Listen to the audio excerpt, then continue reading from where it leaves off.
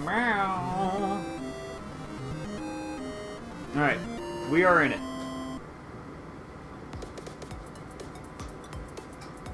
I missed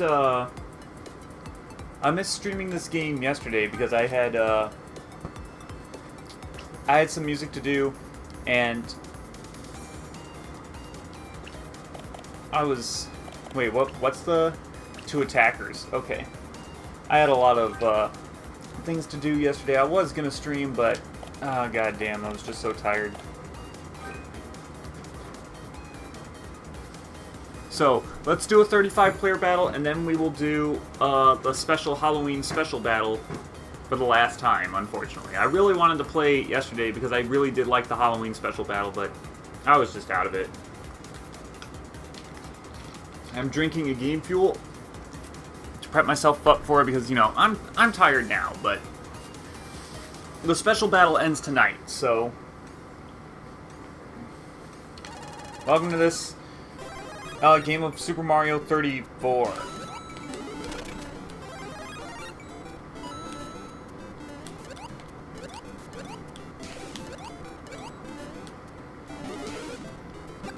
It's pretty quiet. I think I have the volume like way down, like all the way to 6 or something. That isn't good. Not that I really need to hear the game to play this game. Actually, I don't need to hear the game to play this game. Because when I was having streaming issues and I really wanted to play this game, I was actually listening to music through my headphones. They're noise canceling headphones, so I could have had the volume like way up, and I still wouldn't have been able to hear like the game audio. I think Phil said something similar about, you know, Street Fighter 2 when he plays like his Street Fighter streams, and it's just like, well, the thing is that I can't wear the cowboy hat for this game because I need to be able to hear the game, and I can't wear the headphones while I'm wearing the cowboy hat, which is weird. You should still be able to wear headphones while wearing a hat. You just put the hat on over the headphones. It's a big ass 10-gallon like cowboy hat anyway, so I don't see why he can't do that.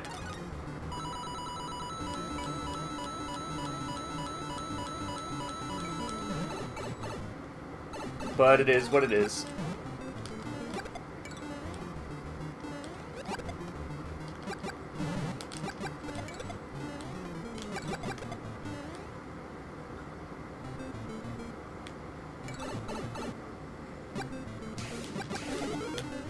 And it's like, I guess if you've been playing Street Fighter for so long, you don't really need to hear the game audio to play the game, but he's still pretty bad at the fucking game. And again, I'm pretty sure Phil could beat me in Street Fighter. Like, I'm being 100% about that. I'm pretty sure Phil could beat me in Street Fighter. I am no good at Street Fighter. Well, maybe Street Fighter 5. Street Fighter 5 is way more modern than Street Fighter 2, Street Fighter 2 Turbo. I'm not used to playing a fighting game like that on an old-ass controller. I tried to get into Killer Instinct 64, and it was a hassle and a half for me just to get used to playing a fighting game on such a primitive controller, you know?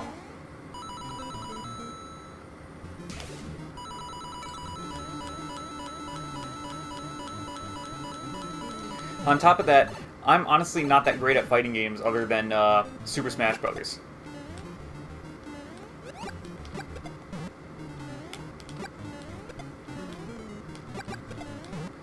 That's the only fighting game that I'm good at, and it's also the only fighting game that I've seen Darkside Phil play, and he's complete and utter garbage at it.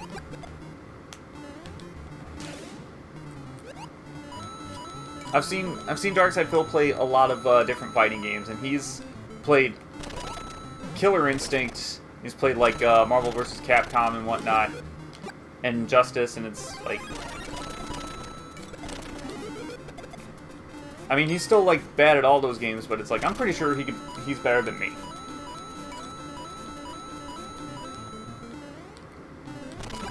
But Smash Brothers, nah, man. I would totally wreck Phil in Smash Brothers.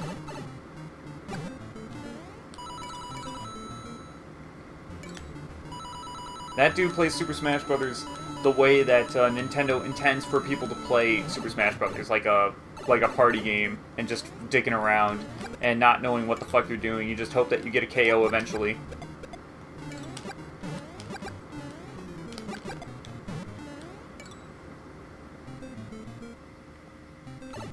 So recently I watched Dark Chiron stream Amnesia Rebirth, and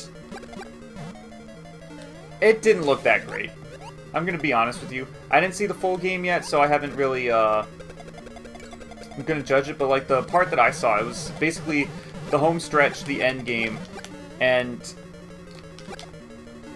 pretty much the entire end of the game is like your water broke and you're having a baby and you're walking through a desert, and then you're giving birth to your kid, and it's like that's what I wanted in my horror games. I wanted childbirth in my horror games, like childbirth that screams horrifying. Ooh. Having kids, you should have had the abortion when you had the chance. Muhahaha. Killing babies. Muhahaha.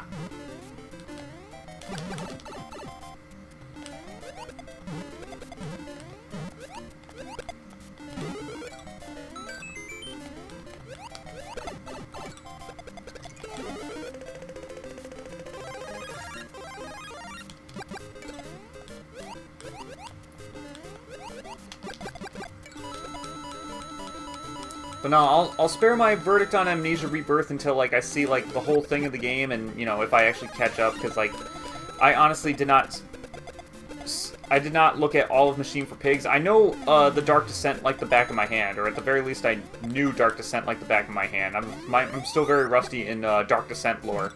But as far as Machine for Pigs, I never finished watching that. I know Dark Chiron also LP'd Machine for Pigs, so I should probably get around to doing that, but like I did tune in for his live stream for Rebirth. A lot of people are saying that Rebirth is garbage, and it looked like Mr. Chiron was not... he was losing his patience with Amnesia Rebirth. So, take that for what you will. Maybe there was some social justice rhetoric in there that I missed, because, you know, that seems to be a growing trend in video games, and I don't know why they haven't stopped this cycle yet, where they think that, like, oh, hey, social justice rhetoric in video games, that's what sells, right? It's like, no, that's what gets your games bad scores. If you haven't learned from fucking Depression Quest, from Battlefield 5, Last of Us 2, like, this stuff has no place in video games. Stop putting it in.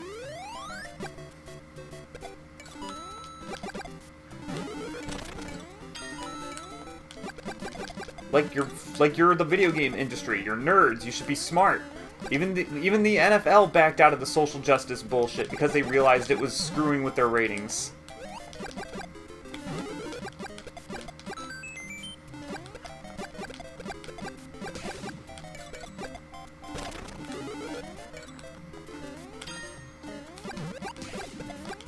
Speaking of the NFL, the Packers got robbed. Packers got robbed by Minnesota the other day. I was very sad about that.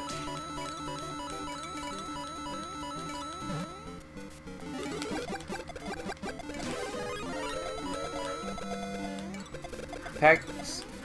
There was like one stretch where there were like 3 really good passes that Favre. Oh my god, I'm turning senile. I don't know like who's on the Packers anymore. Aaron Rodgers made some really good passes, and then the ball reached the hands of his receivers, and then it just plopped right out of their hands. And I was like, oh, really? And it's like, it looked like that he had it, but then, like, you see his arm motions, and you see that, like, oh yeah, he's totally got the ball, but then you see the ball just rolling around on the ground. It's like, how did that happen?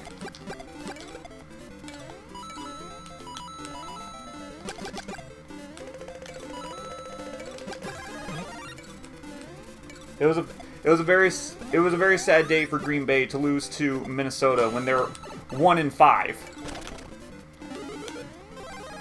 They're 1-5 and Pack is 5-1, and it was a shame for them to lose to Minnesota like that.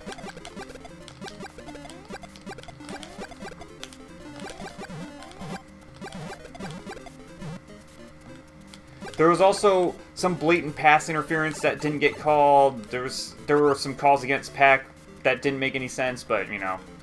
The game's over now, no use arguing about that.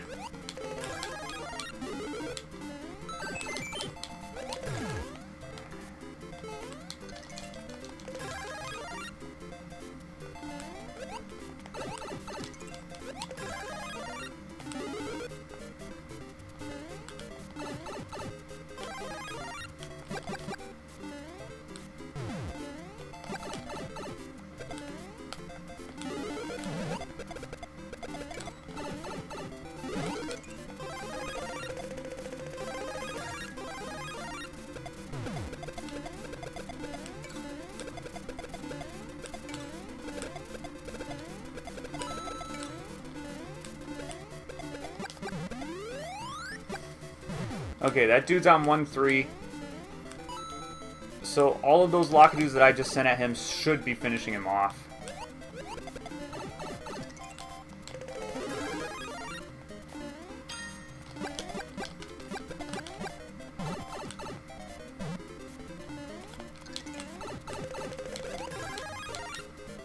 Oh, come on.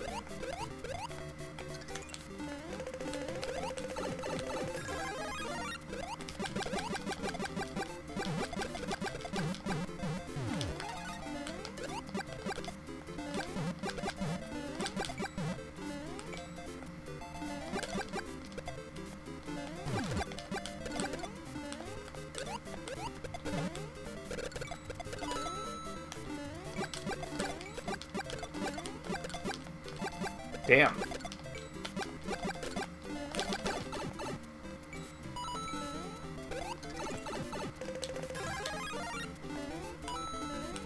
Okay, I was telling a story about the Packers, but then I'm losing my concentration because there's a lot of shit on the screen right now.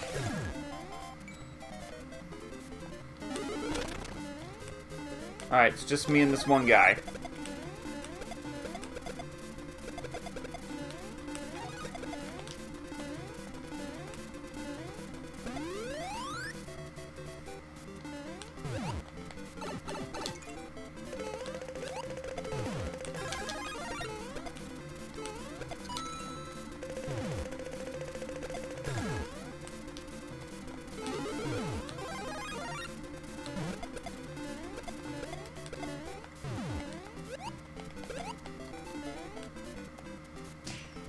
Alright, and a KO to seal the deal.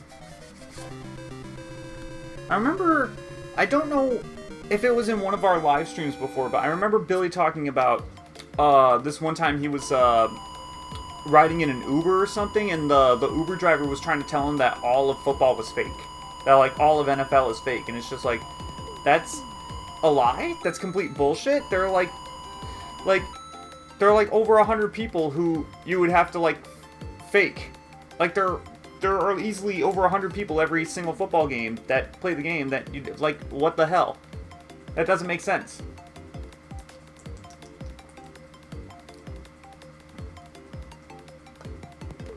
You have to pay off to fake 80 to 100 people to fake a game. I mean, wrestling is easy to fake because it's just two guys. It's basically just it's a drama show on WWE. It's a drama show on wrestling, but like you don't watch wrestling for the actual fighting or for the awesome choreography. You watch wrestling specifically because dumbasses talk shit and some dude has to get his comeuppance. All right, Sean. That's the dude's name, Sean, but it's put in katakana. So it's read like Shion, but like the katakana like reads it as Sean. Because if it's in katakana, then that means it's in English. So yeah. And SHKAA. Thank you for playing, guys. Good game. Yeah, that's stupid. Faking the what? But the special battle wasn't supposed to end until 11:59. Aw, man. What the hell? that's a ripoff. It told me it didn't end till 11:59.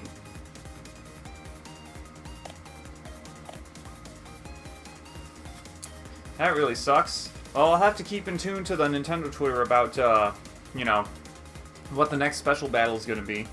But honestly, I feel like I should take a break from this game pretty soon, just because, you know, I've been playing it a lot, and there are other games that I do need to play. We're bringing up Final Fantasy VI again, which I haven't played since August. But I still remember where I left off, and I'm still very much excited to go back and playing it, but I keep playing this game because this game is so much fun, and it's only going to be around for a limited time, so I keep thinking, I might as well play it while I can. So this is one of those rare occurrences where 1-1 doesn't get added to the pool, so we start off on 1-2. Unless 1-2 was the more popular decision. It could have been that, too. It's interesting. We'll have to see if 1-1 gets played later. If I don't play 1-1 once, then that's the factor for it.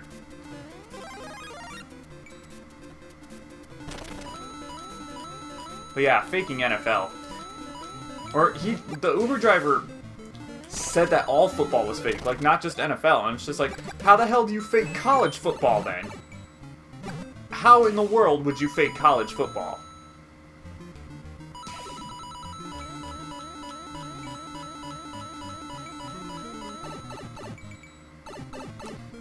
I'm not a huge fan of college football, actually. A lot of people are like on the opposite boat, where they're just like, man, fuck the NFL.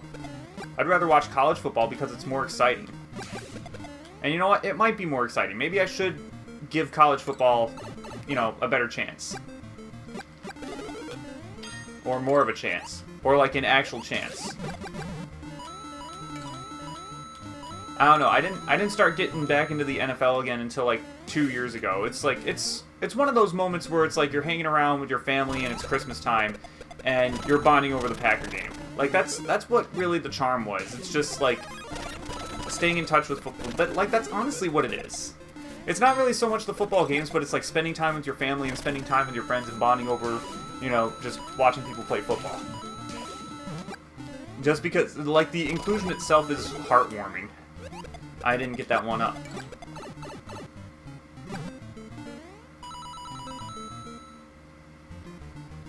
That and on top of it, you talk shit, and just the drama of just talking shit when sports is concerned is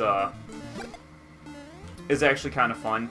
Because like you talk shit to your friends, and it's like your friends are Patriots fans. It's like I went to a convention with the guy who was like a diehard Patriots fan, and it's like we were just talking shit about the Patriots, and he was just taking it on the chin just because, you know, it's football talk. Football drama is really good.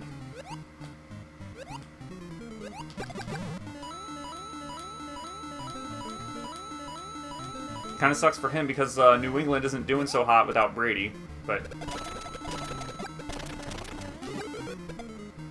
Tampa Bay wasn't doing so hot with Brady even then either. But then they like demolished Green Bay 3 weeks back,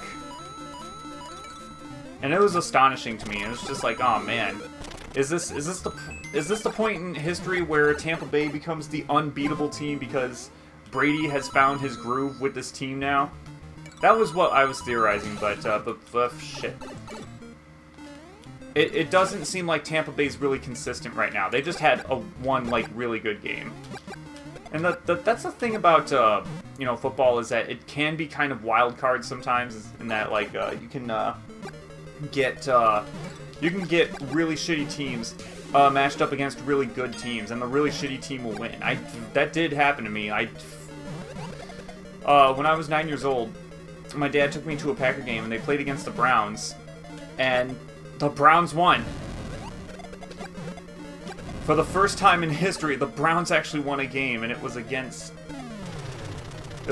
Pack, and I went and got tickets to the Packer game, and I watched them lose, and I was 9 years old. Imagine the trauma of a 9-year-old watching the Packers lose to the Browns in person.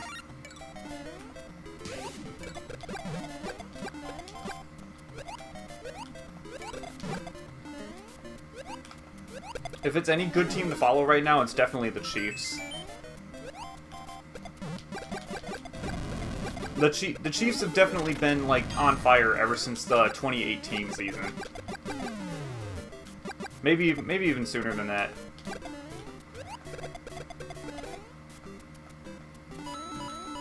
Plus, Andy Reid's the former coach for the Green Bay Packers, so there's a good reason to actually root for them.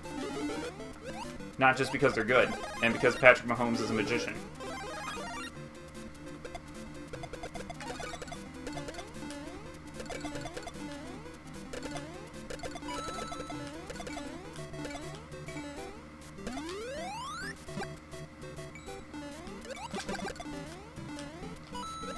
I'm sure while I was talking about football, you went and got up to use the bathroom or to get a snack or whatever.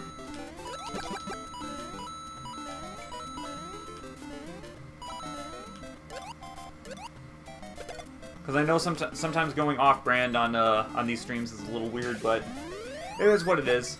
I'm playing this game and it's like I just want to talk about stuff.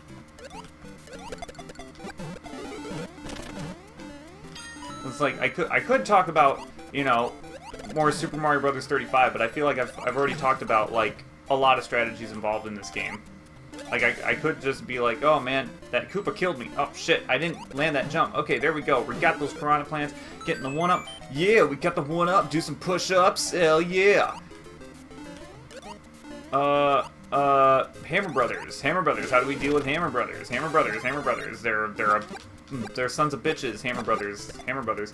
And it's like you have to effectively deal with Hammer Brothers, otherwise they chase you down like African killer bees. Or more appropriately, Dark Souls 2 enemies. You ever played Dark Souls 2? Like, the enemies are kind of known for chasing you down in Dark Souls. Like you can't just run past enemies all willy-nilly in the Souls franchise, because they chase after you, and they're relentless and they won't stop. Dark Souls 2 enemies in that regard are really bad at doing that, and it's another reason why Dark Souls 2 is bad. And some people are absolutely crazy in saying that Dark Souls 2 is like the best one in the franchise, and it's like, you guys are fucking crazy. I mean, to be fair, Dark Souls 2 does have like the most variety involved with building builds.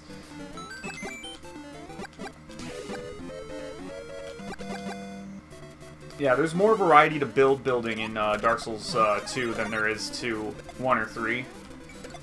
Which kind of sucks, because you'd think that 3 would be the most diverse in that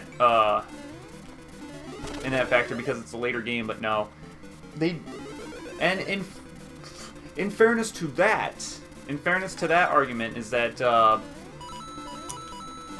Dark Souls 2 had a lot of items and spells that were butt-fuck worthless, but Dark Souls 3 also had some items and builds that were butt-fuck worthless. For instance, Faith Build. Faith Build has never been good in any Dark Souls game, except for Dark Souls 2, before they did the first patch, where you could carry, before the first patch, you could carry like 40 lightning spears, and you broke the game just by cheesing it. But then they did a patch where it's just like, okay, you can only hold 12 lightning spears. So it's like, oh, hey, look, 1-1. Wait, we got 1-1 earlier. What am I thinking?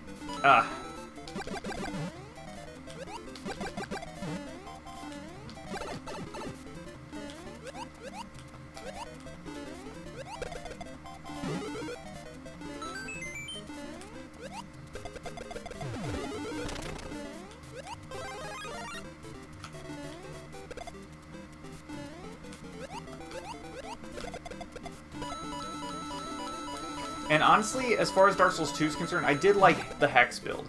Hex build is probably the best in Dark Souls 2, just because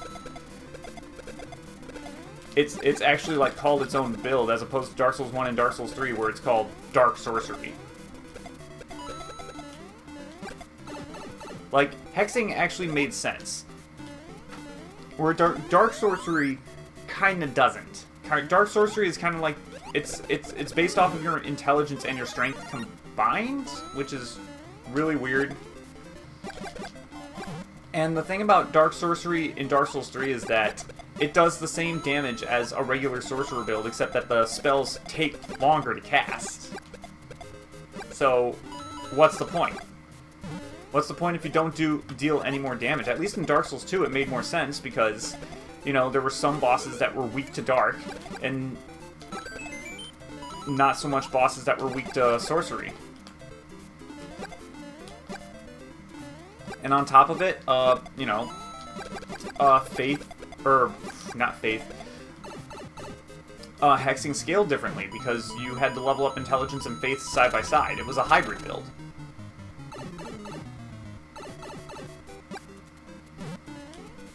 Like, it was a build that was actually worth it. Like, it's... The Dark Sorcery, or rather, the Hexing in Dark Souls 2, like, it still had, the issue of spells that took longer to cast than regular sorcery. But it's like, you could...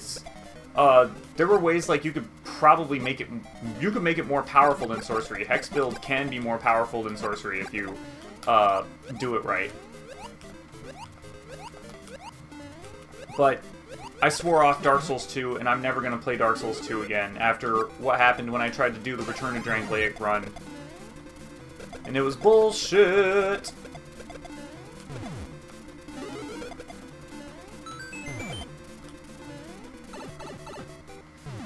Fucking will hate Dark Souls 2 forever.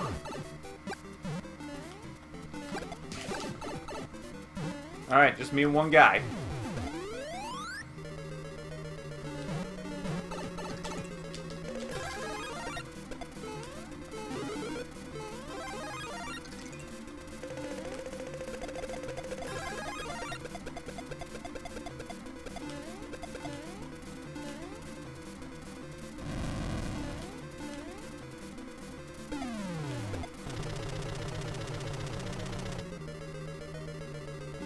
Oh no! Giant Cheeto!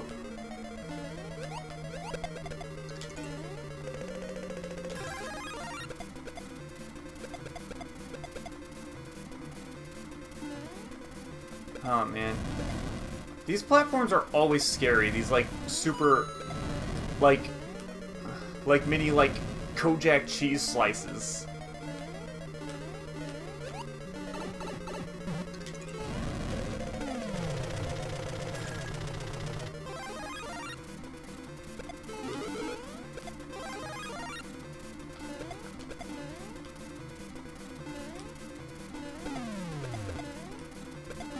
Oh man, he's gonna send him right back to me. He's like right next to the star. Did he get like that many courses ahead of me, or is he that many courses behind me?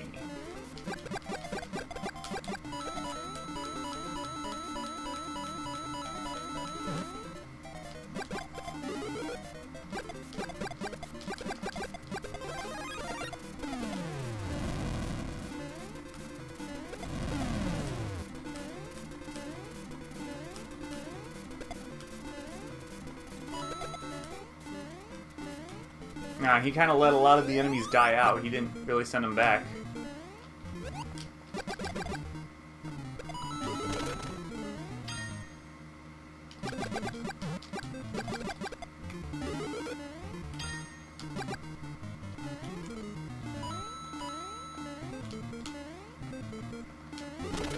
Yeah, definitely one thing about Dark Souls 3 that's infinitely better than Dark Souls 1 and 2 is the magic meter. The magic bar is... Oh, yeah, he's dead. I was looking at him and he's like, he's got no coins, he's dead. Man, that was a steamroll. That game was a steamroll. Full time and 514 coins at the end.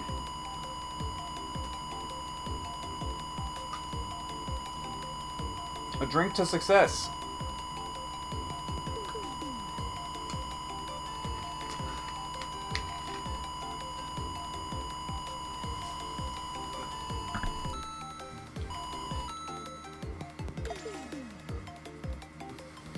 Oh man, I know I just got a notification for Amsa. I'm pretty sure if I read the katakana correctly, he's playing Super Mario 35 right now as well. Let's go to YouTube homepage, if it wants to load. Tororon. Or is that Rue? Which, I forget which one is Ro and which one's Rue. I think it's Toruru. Taruru. Or Toruru.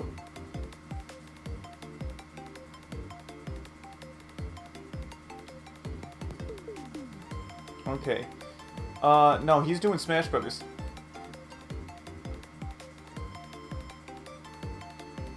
Smash... Okay, yeah, he's doing Smash Brothers.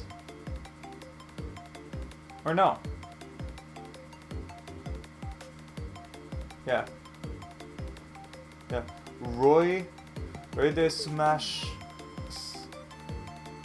Sumameto. Whatever. Yeah. Did I take a picture? Okay. Torurun and Rin... Oh, god damn it. What the hell? I swear to god, I gotta get back into my Japanese studies so I can actually pronounce all these names without having to look them up. Katakana chart, where are you? What is... Because, like, it's Ko. Okay. Rinko-san. Rinko-san or Rink-san?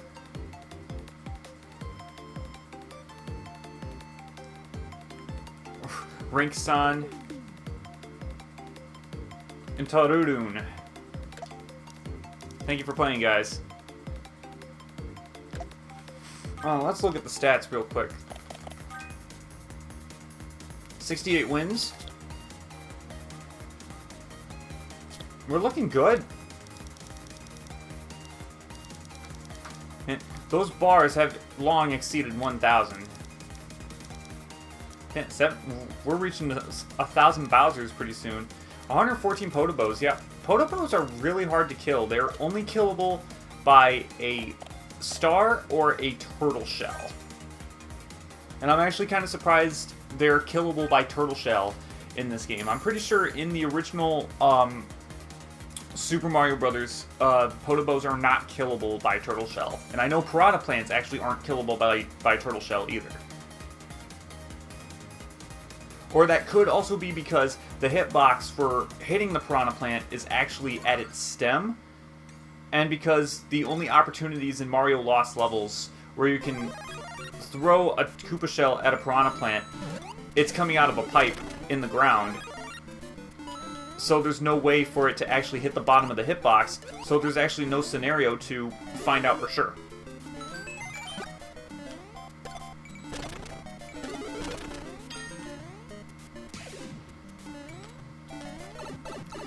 Shit. I almost panicked there. I was like, no, no! You're gonna make a stupid lousy jump.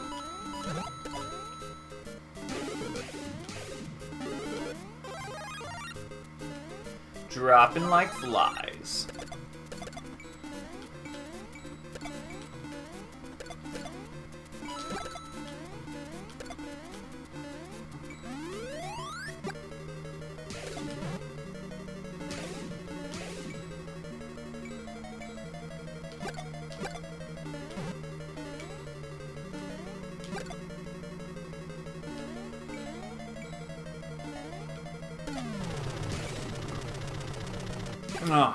Absolutely perfect run of 1-4.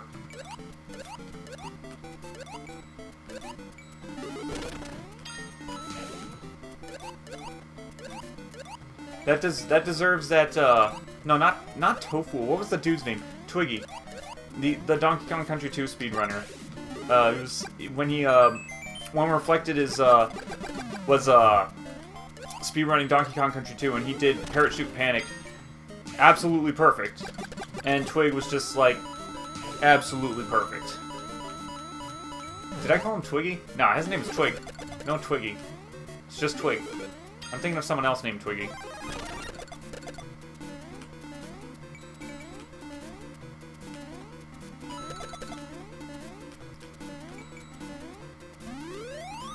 Which, by the way, Parachute Panic is a hard level. Well, the thing about Parachute Panic was that in my Donkey Kong Country 2 speedrunning prowess, like, Parachute Panic, it was hard as fuck to learn, but once you learned it, it's actually, like, easy to do. Considering, depending on, like, which strategy you use. there are multiple different ways that speedrunners have carved out doing Parachute Panic, and some of them are buttfuck hard and save some time, and some of them are baby strats and are probably not worth doing to begin with, and some are like they just kind of sit right in the middle. And I did a strategy that was kind of in the middle. So like once like you practice it enough and you know like you're basically psychic at that point, then the level is nothing to you. Like Parachute Panic looks hard as fuck to do, but it's easier than it looks. It's just a bit easier than it looks. I'm not gonna say that it's like easy peasy lemon squeezy or something, but it's like you still need to concentrate pretty heavily on it in order to actually, you know, beat it, even if you know it inside and out. But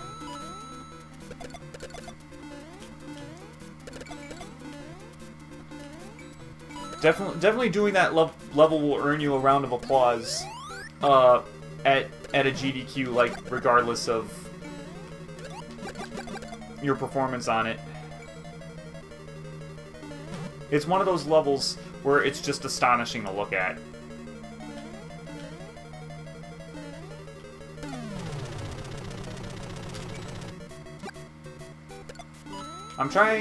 I should definitely try to get into the habit of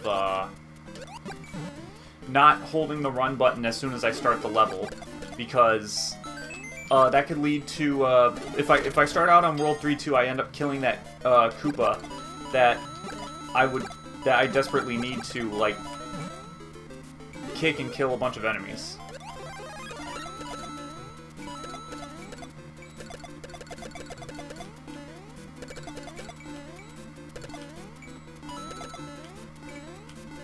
Are they on World 1-4 again? The worst castle. Well, no, 7-4 is the worst castle.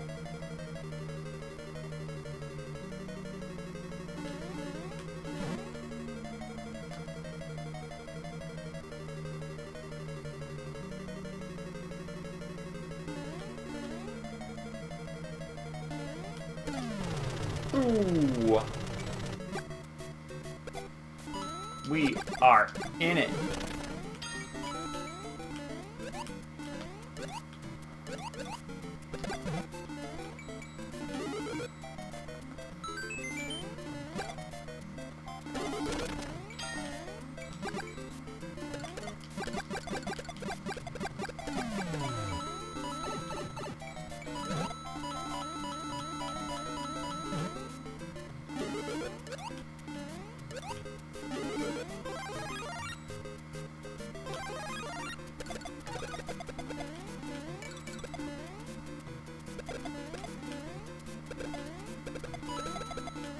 All you motherfuckers will feel my wrath. The wrath of the Wrath God. Oh, god damn it. That should be the name of a song. Wrath of the Wrath God. Or at the very least, that should be the name of a Periphery album. First we got Hail Stan, now we have Wrath of the Wrath God. Or better yet, Beelzebub. Hail Stan, Beelzebub. Oh, Periphery. I definitely do not see you guys being above that.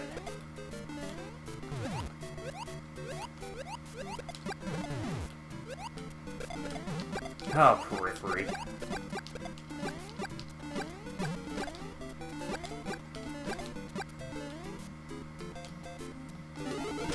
I mean, you guys, you have awesome music, but you got Hail Stan, what the fuck?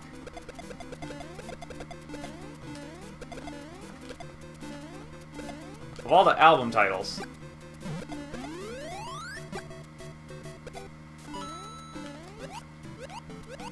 Wait, what do you mean the album's not called Hail Satan?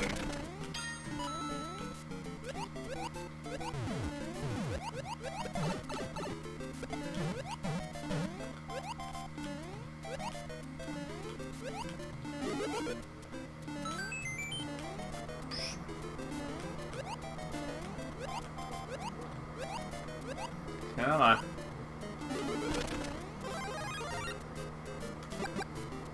Oh, there's some Bowsers up ahead.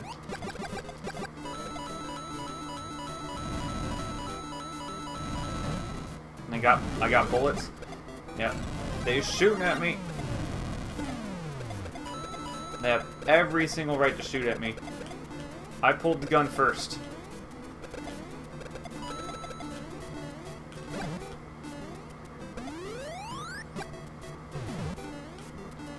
No! God damn it, why? Why, God, why? Whoever threw this level into the pool, you are a bastard.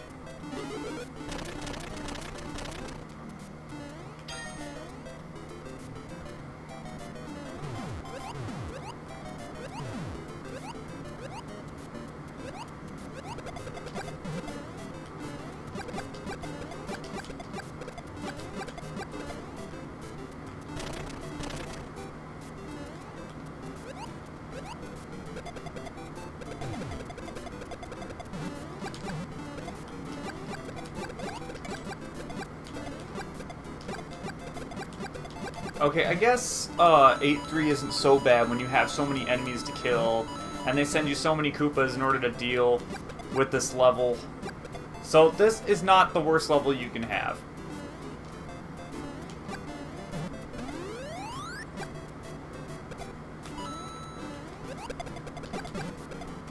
Six 3 is definitely the worst level you can have. No question.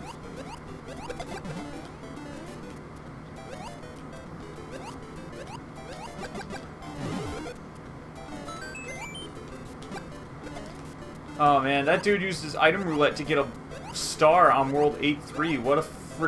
What a loser.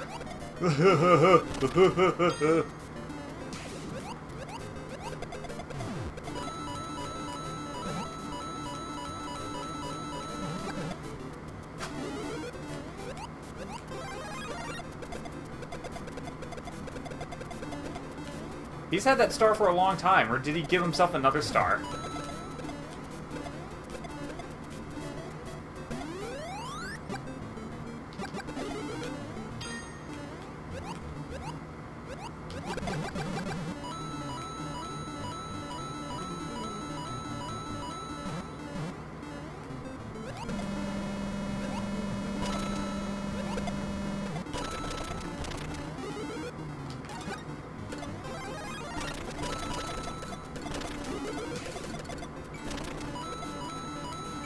I got coins for that. Sweet. Piranha chop. I got hedge trimmers today.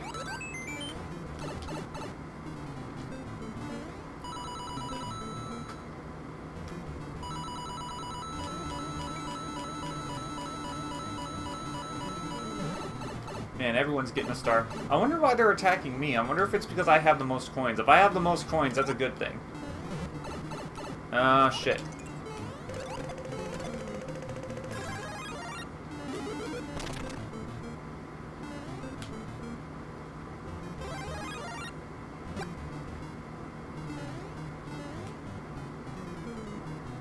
Oh god.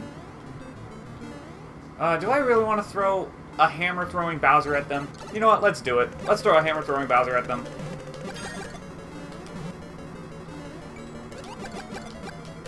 But they threw a hammer brother at me. That's equally not as nice. Okay, got the star. That was a gamble I took. I was just like, I did not expect to get a star there, but that's what we're getting. And just like that, there were no enemies. There were no enemies to be worried about. Hammer throwing Bowser. Eat it, suckers. They're probably gonna like see that like in their queue, and they're gonna be like, oh, don't worry, it's just Bowser. Oh shit, we got hammer throwing Bowser. I think I'm gonna have some bloopers coming my way pretty soon, because this dude over here is on 2-2, or is he on 7-2? It's hard to tell. It's hard to tell from here. Oh shit, the clock's already ticking down really fast. Proves how long we've been in this game for.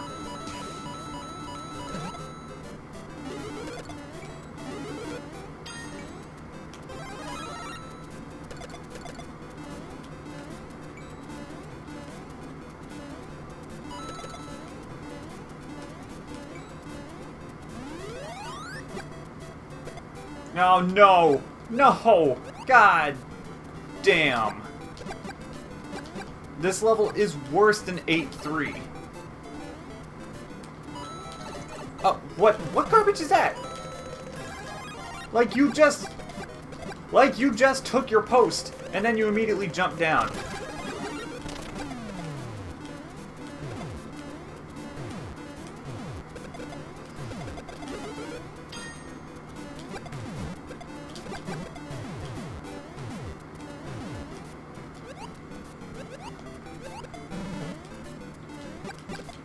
Okay, here was a jump that I didn't think through last time. Okay, there we go.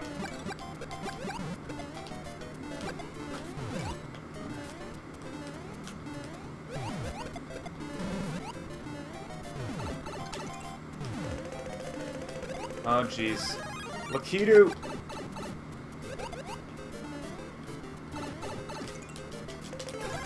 Lakitu hell is real.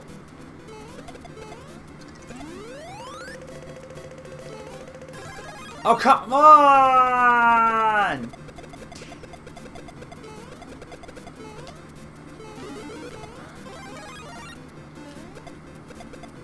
That was one of those DSP oh come on moments. Well, I'm fucked, not my fault. Come on, come on! There we go.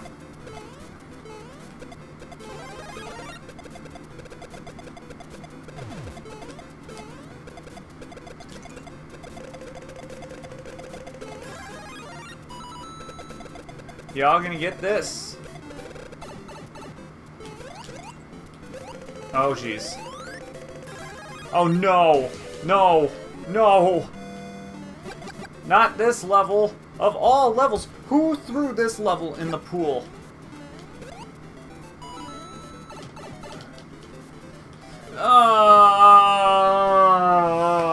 Whoever threw that level in the pool, fuck you. 2 middle fingers. 2 middle fingers to your fucking shitty ass.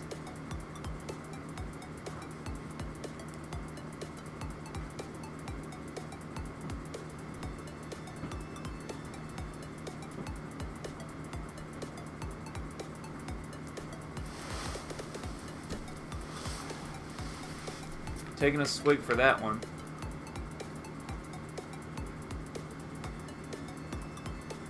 I had a massive lead and I died because of 6-3. Yeah, it was Lakitu hell. It was Lakitu hell, Lex.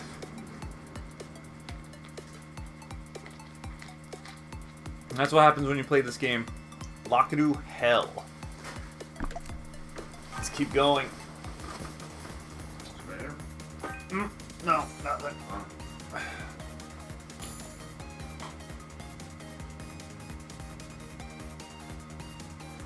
It is miserable. Lakitus are very devastating in this game. So you run into a level with a Lakitu, it's like one Lakitu can be the end for you, because you send it to one guy, and then that person might send it to 2 guys, and then that person might send it to 2 more guys, and then all of a sudden they get sent back at you, and you got 5 Lakitus in play.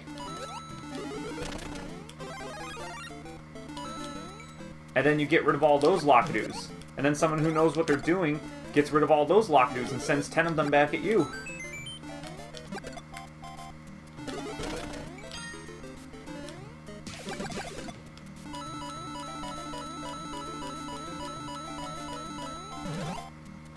I got extremely unlucky and got 6-3 right as Lakitu Hell was happening.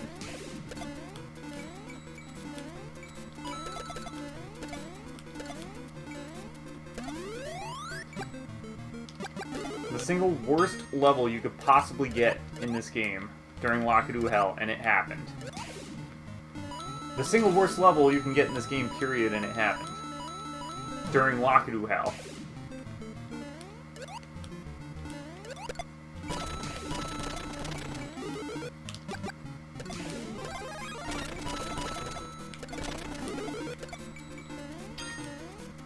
And hoping everyone's doing well. If you're just tuning in now, you're watching the Coz Show, where your facts, where the feelings are not facts.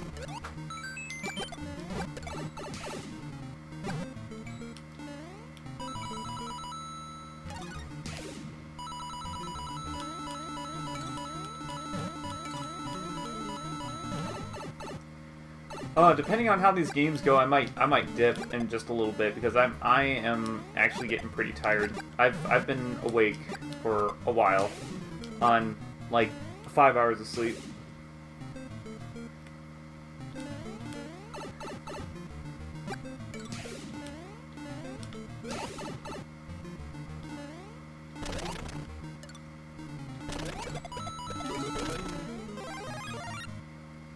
See, that's what happens when you're a musician, is that even if you have the time to be able to get responsible sleep, to get up at work in the morning, you can't do it because your body clock is not registered to adapt to such a sleep schedule.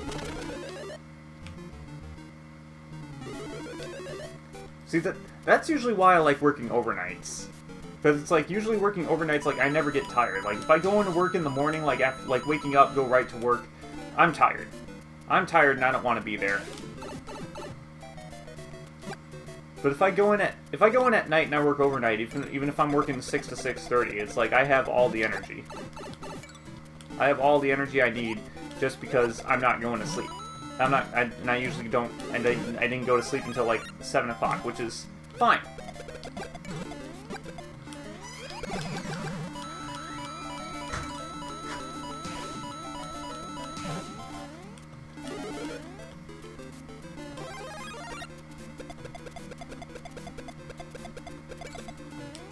Alright, look at all these enemies I'm sending. I am sending all of these guys to 4 people at once. Hell yeah. 3 people at once now.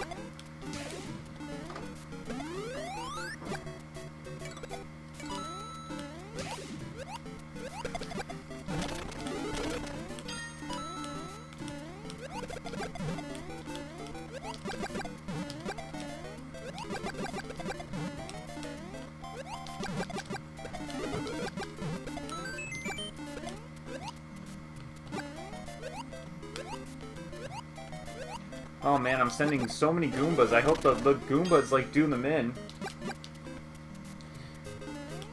The tire's been a part of your personality since you started 7 to 7. I mean, they'll do it.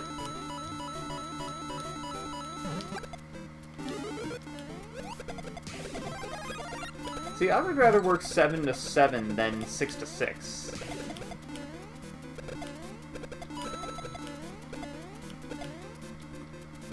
See, the thing is that when I worked Toys R Us and I worked overnights, I was supposed to be scheduled like 10 to 6 or even 9 to 6. And I would have been okay, absolutely okay with a schedule like that.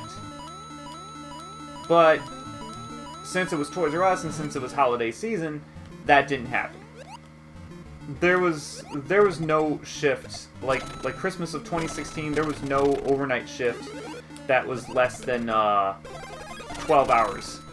There was no overnight shift that was shorter than 12 hours for like 4 weeks straight.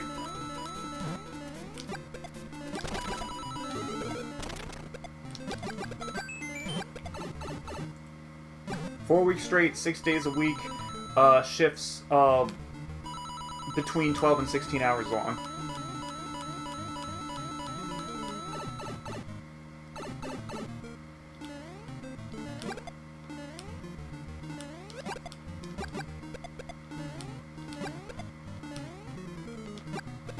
I mean, technically, if you did work overnight and you were a part-time guy, you could get away with just taking off at the time that you're scheduled.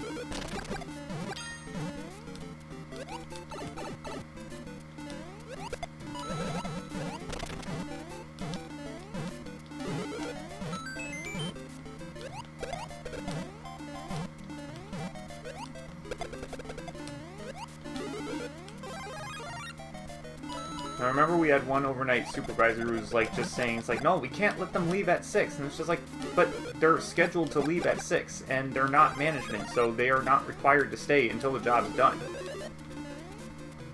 Like, I didn't think she got the idea that you can't actually force someone to stay past their scheduled shift.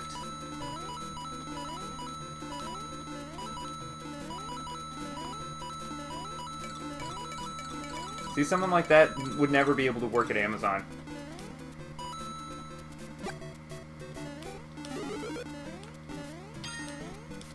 because Amazon is extremely strict on time. Especially if you work 12-hour shifts at Amazon. Like, if you go, like, if you stay a minute above the 12-hour mark, they hold you accountable for that. But they can also hold management accountable for it either, because if they catch, like, you know, an area manager, like, on tape, like, telling you to do a task, even though it's keeping you past the 12-hour mark, that area manager can be fired, because Amazon is very strict with their time. Amazon is also very strict with safety, so if you force someone to stay past their scheduled shift, that's possibly a safety risk, but, you know, it's more so, like, a labor law thing that they don't want you to stay, but, like, telling someone to work faster is a safety risk, by the way.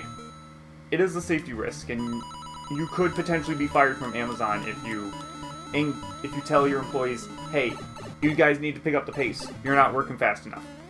Fired. Pressuring people to work at a pace that they're not comfortable with. That's a safety risk.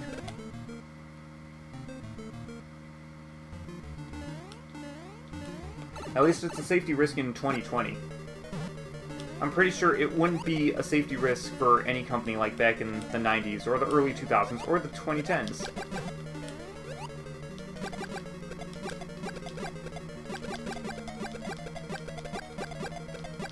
That's at least one good thing that came out of this oversensitive social justice bullshit era, is that managers can't be hard-asses, which is a good thing, because hard-ass managers, like, don't, like, actually encourage people to want to be there.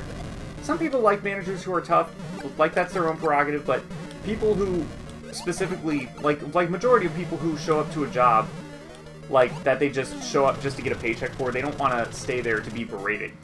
They don't want to stay there to be reprimanded or anything. They have to want to be there, because, you know, they can always quit.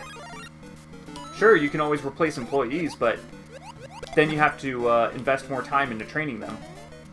And if you keep having a revolving door of employees, then you're just wasting hours, like, just training employees, and you're getting less work done because your employees are not trained, as opposed to, like, just adopting a new strategy where you get to keep your experienced employees, and those employees get better.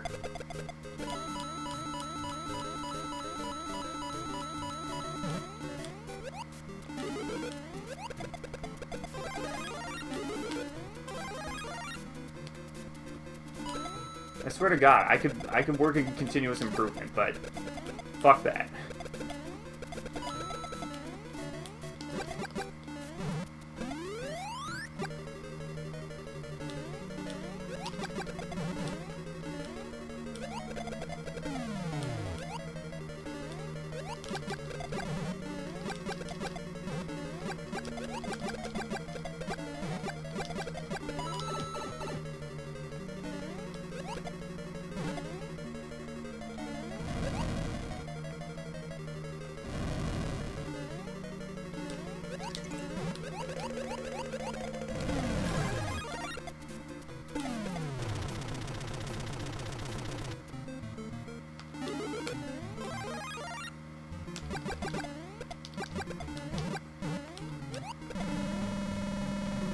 So I guess the moral of that story is that not all social justice bullshit was bad. Surprising moral coming from me, I know.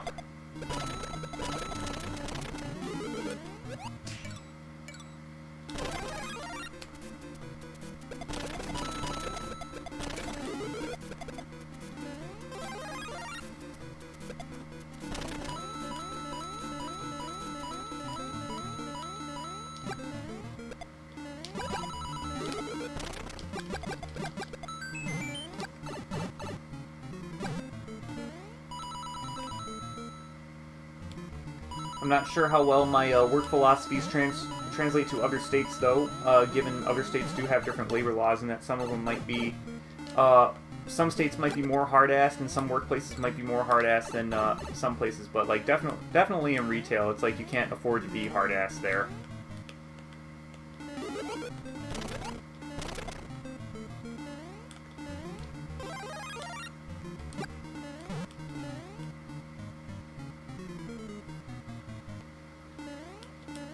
Do I want to go to 8-4? 8-4. That sounds like a recipe for disaster.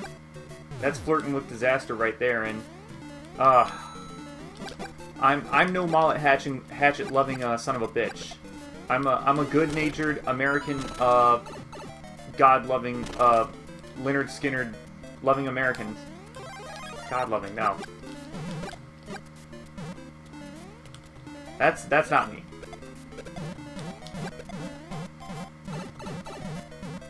Go to 8-4, be bold. Ah, man.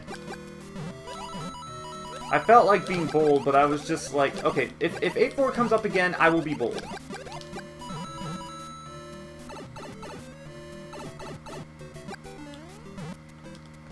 Because, like, contrary to how it sounds, 8-4 in this game actually isn't that bad.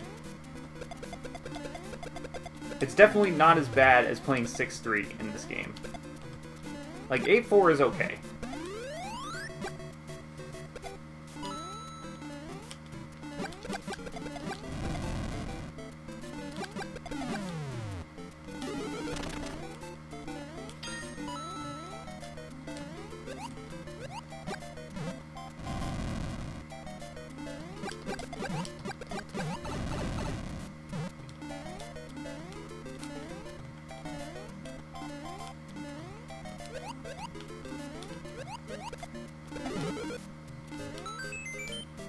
Face my fears. Let's see if I can hit this Podoboo. Nope. I didn't quite get the timing right. I don't know if you were around when I said this, Lex, but you actually can kill Podoboos with turtle shells in this game. Not sure if you could do it in vanilla Super Mario Brothers, but I don't think there's an opportunity present where you can actually test that.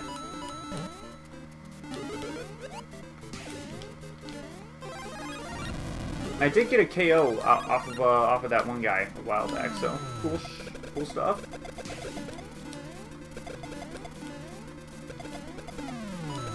Just me and two other guys. Nope. Well, here we are, 8-4.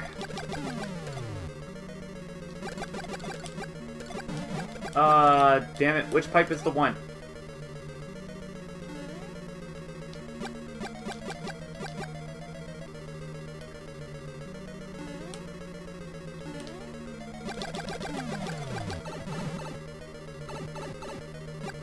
It did almost end in disaster. This is why you don't blindly hold the run button. It's specifically for this level that you don't blindly hold the run button for. And it's specifically for 3-2 where you blindly don't hold the run button because you send out a fireball that kills a Koopa shell that you can use to kill a bunch of enemies.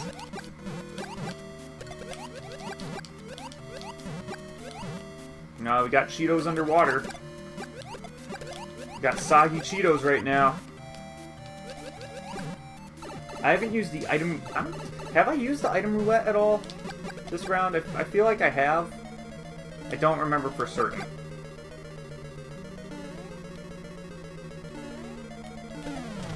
Alright, hammer throwing Bowser on a dude in 8-4. Oh shit, no! No! This is exactly what I was talking about! And that was bullshit.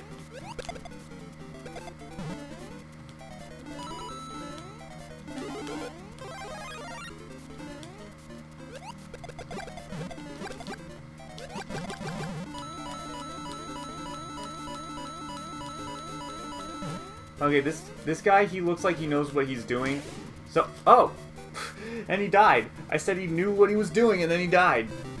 I didn't even see what he died to. It didn't look like he died to anything. I saw him get hit by a Hammer Brother. He was Big Mario, and then he just died. Maybe he fell in the lava.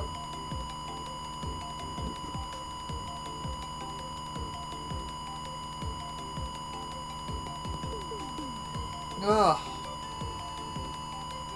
I am the winner. I am a soccer hooligan.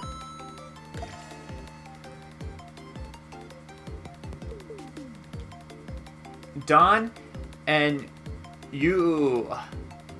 Thanks for playing. You. Don and you. What? Screenshot that?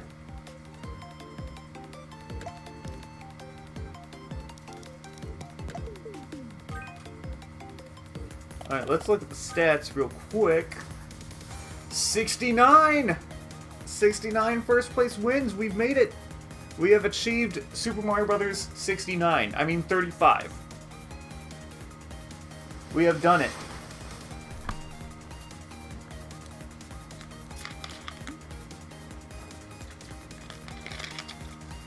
I'm going to use the bathroom, and then we're going to play like 1 or 2 more rounds, and that'll be that.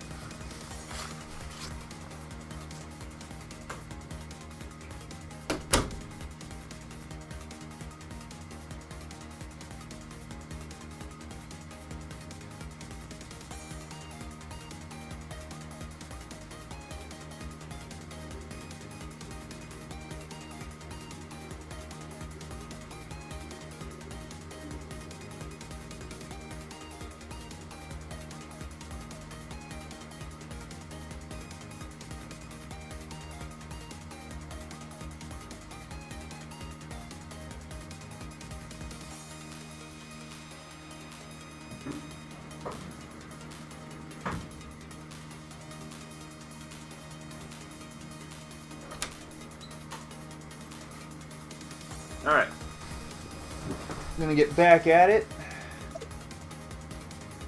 It's really a shame that that special battle ended before I could play it more than once. Or specifically for more than one stream. The Halloween-themed special battle where you play dark areas.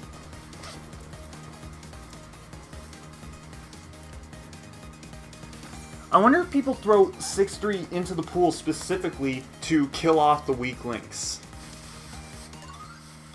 And if anything, I'm just being a weak link noob for not beating World 6-3 while induced in Lockadoo Hell. I mean, I did try to get the Starman. That's usually a good strategy to get for 6-3, is to like go for that Starman right away. Or go into your item roulette and hope that you get a Starman. And if you get a Starman and you practice World 6-3 enough, then you just blaze through it.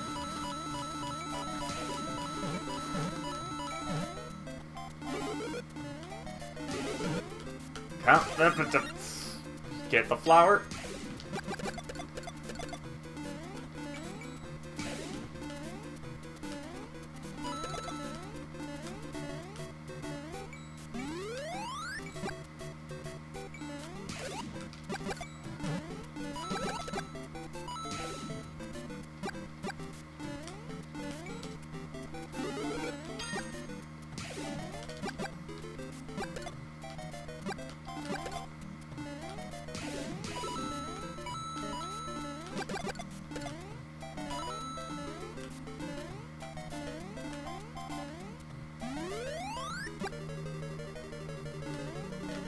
So to those of you in Eastern Standard Time, congratulations, it is now midnight, which means that it is now election day for you, which means the nightmare is almost over. Unless you live in an urban area, then you might want to stay inside for a bit.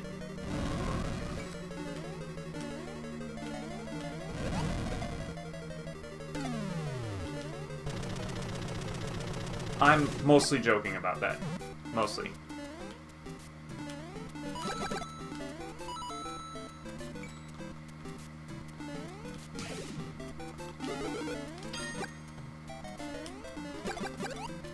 No, get the fuck!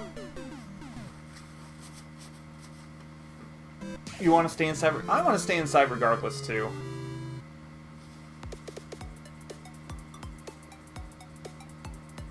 I didn't expect to get the jump off of that Koopa.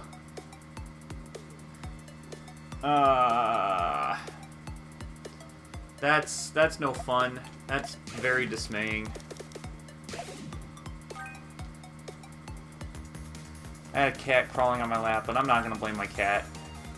I'm not gonna blame my cat because I'm not a piece of shit. Man.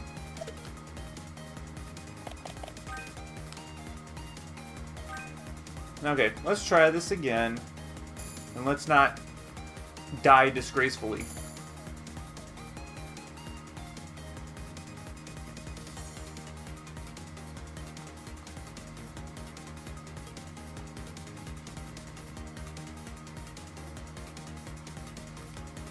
See, I can handle dying in a video game when someone beats me. I can handle losing if someone's straight up better than me. But if I die to bullshit that I do, or if I die to bullshit that's not my fault, then that's another thing. DSP doesn't have that level of humility. Or he'll at least say that he'll have that level of humility, but he really doesn't. Every single thing is, like, blame the game. It's the game's fault. The camera's bullshit. He's always blaming the camera. Him and gaming journalists are always blaming the camera in Dark Souls and Sekiro and Bloodborne. And it's just like, straight up, From Software game cameras are probably, like, the best cameras. They're the best camera controls that you can ever have in a video game.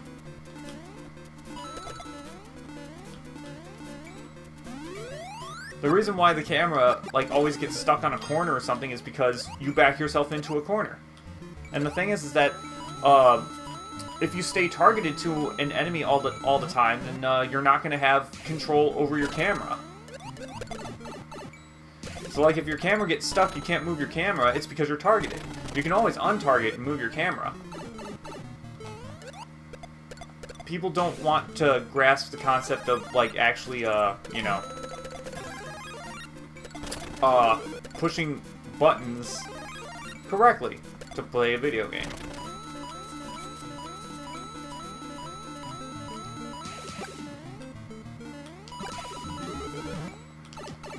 Oh, I missed that? Oh.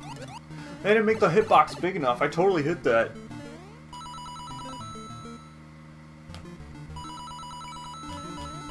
I think that's the second time these streams that's happened, where I talk shit about DSP, like, blaming everything except for himself, and then exactly that happened, and then I made that joke. Like, as a joke.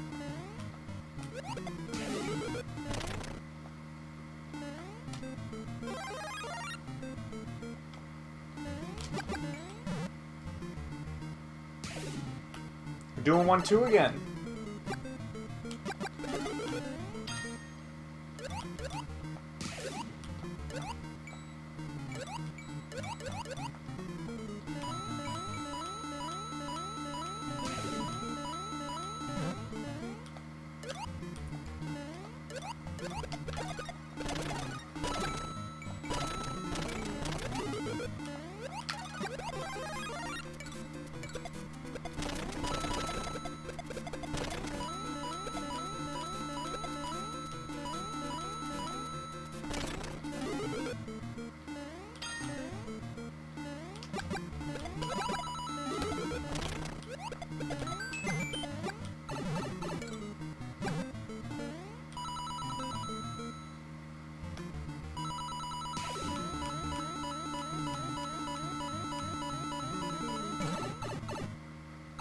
I still haven't looked up, like, the value of all these coins. But, like, all the coins in the other people's games, I don't know, like, if 1 coin means 30 coins or what. I think 1 coin means 20 coins.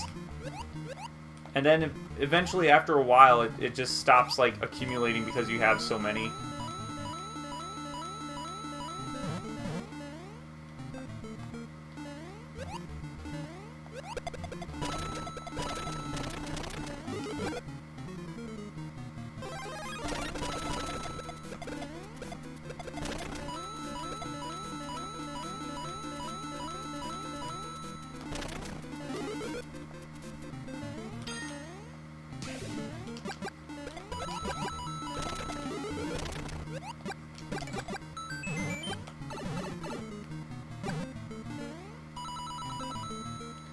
I wonder how many times in a row I've played this level. Isn't this the 3rd time in a row I'm doing this? Everything's a blur in my mind right now. There's no perception of reality, there's only Mario.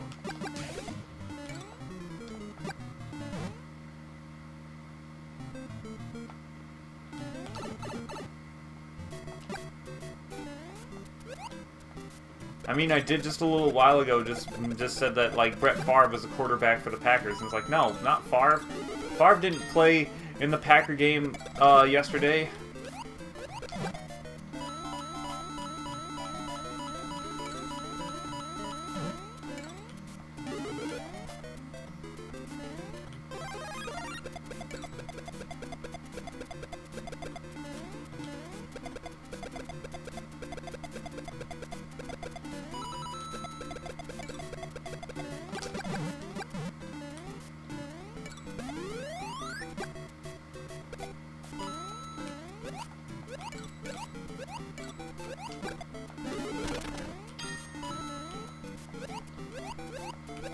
Although Brett Favre certainly is getting a bit of flack from social media right now.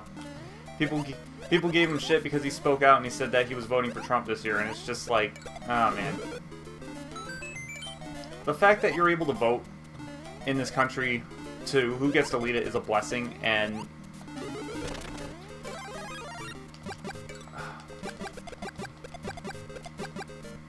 if you're demonizing someone just because they vote a certain way, like, fuck off. Like, everyone has a right to vote for whom they choose.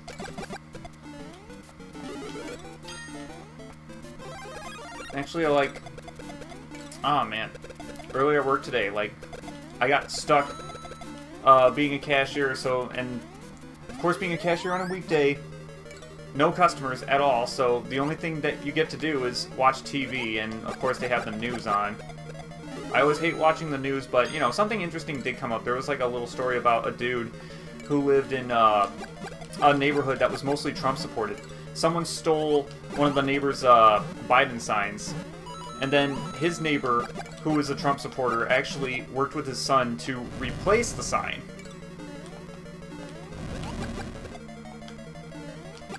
It proves that there are still good people who believe that regardless of who you vote for, it shouldn't be taken away from somebody else just because they're voting a certain way.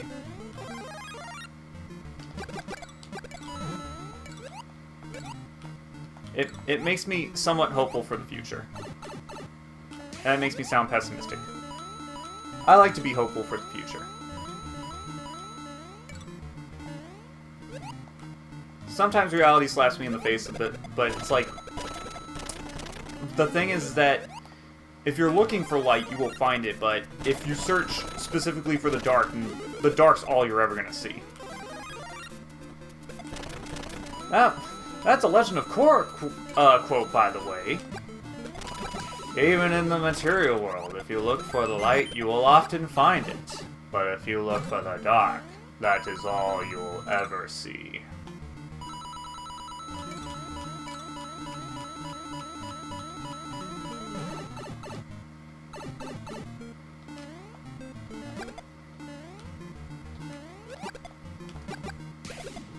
Brave soldier boy, come marching home.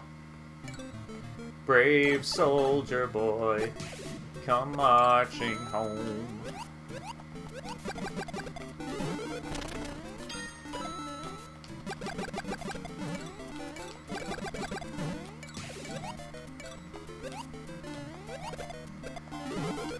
Things are really heating up. Lime Popsicle's getting really hot right now. Man, imagine Billy MC playing this game.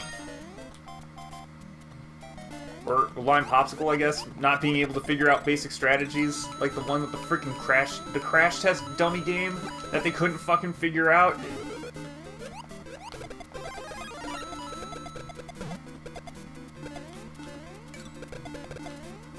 Whoa, why do I have reverse controls when I don't have a head? You have to question the existence of being a crash test dummy. Oh no. I'm taking the wrong path.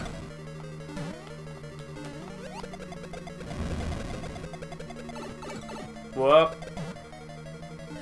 Yay! All the bad guys disappeared. Oh, this is what I hate about having a lot of enemies in 4-4. Not the time signature, but the level. In the presence of enemies is definitely not in 4-4. Well, all the time.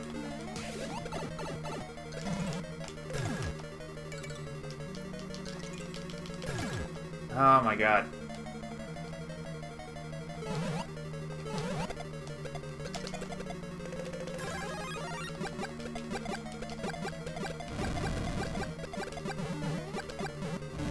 I know in the presence of enemies it starts out in 4-4, and then it has like that first verse where it's like it's a cross between like, oh man, there's like a 9-4 mixed in with a bar of 8-4, and then that's like your riff.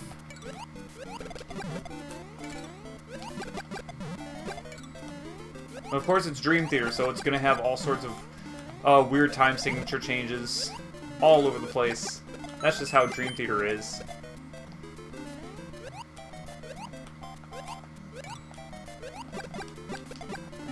Like, Dream Theater just takes a song and is just like, how do we make this song sound good? And for a while when I wrote music, like, that was always the way I was thinking. It was always just like, okay, this song sounds good, but let's throw in a 9/16 and it'll be better.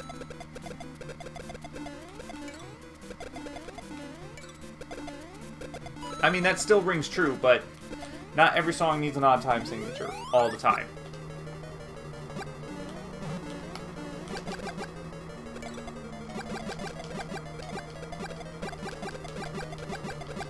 As much as I love odd time signatures, and as much as Dream Theater loves their Phrygian scales, not every single song calls for it.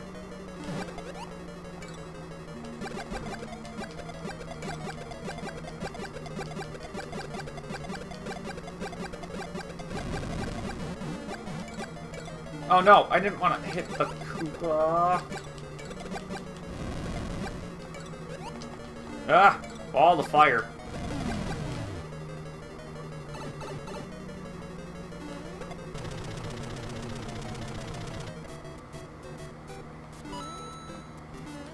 This is not the average. These are not average things that your plumbers do. They don't investigate pipes and are all of a sudden on fire. They don't lay your pipe.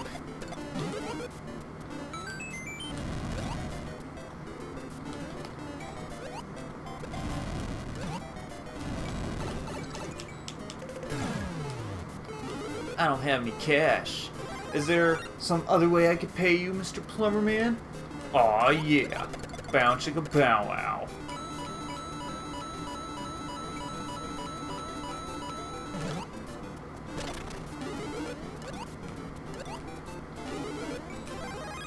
Aw, yeah.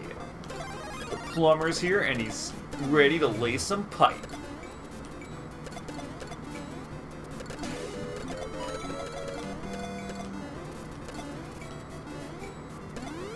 He's also here to fix your sink.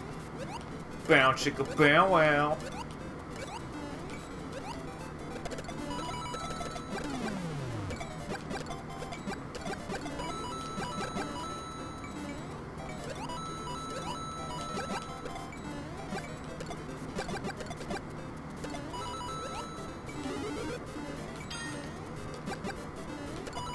Hey, I recognize that plumber.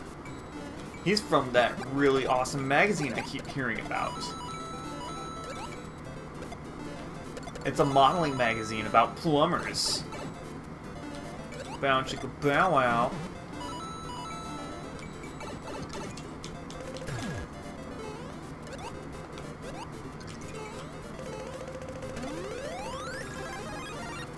Okay. This is good.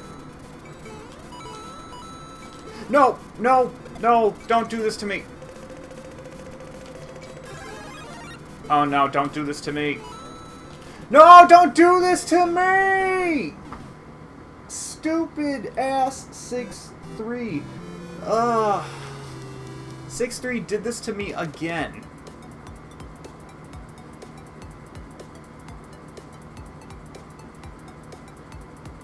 I got anxious because I had the Starman, and I got the Starman twice.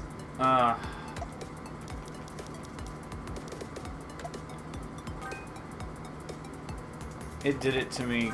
Big sad indeed. Garbage. I got crumbled. Let's do one more game.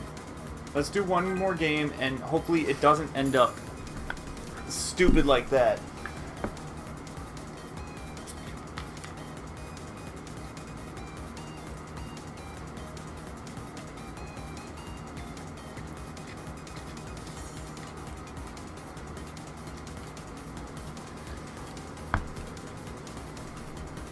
Oh, man.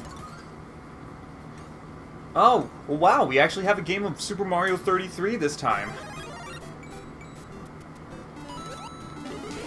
So, Another psychological thing about 6-3 that was throwing me off that time was the fact that I was small Mario. I'm so used to being big Mario. Big Mario, for some reason, he feels more controllable.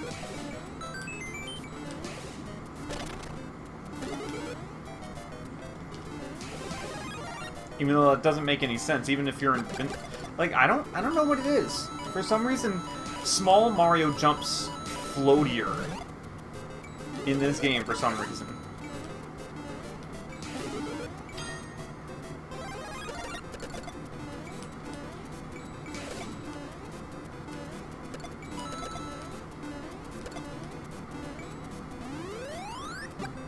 I wonder if that's why AMSA was taking that no item challenge, just play Mario 35 as just small Mario. He was doing that as a challenge for himself. And I wasn't fathoming why. I was just like, why are you doing this? There's like no point in doing this. Maybe he was trying to train himself to play as small Mario in circumstances where you need to be good as small Mario when the time calls for it.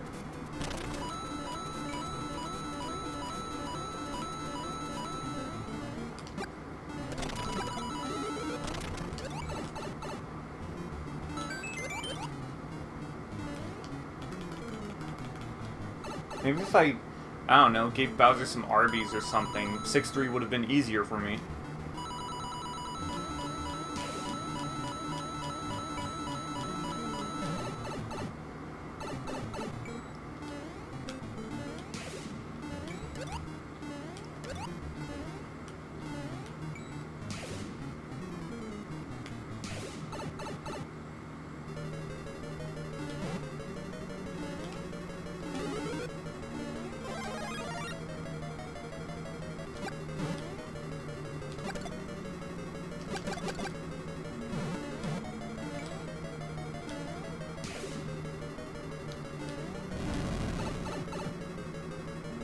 Well, okay. Well, time to send you guys all Bowser as part of his evil test. This is Bowser here. I trapped you here as part of my evil test. The Jolteon Let's Plays.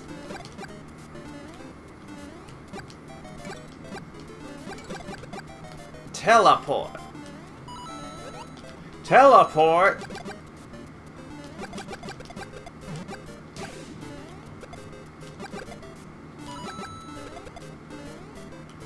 Oh my god, all these cheaps. They give you such cheap deaths.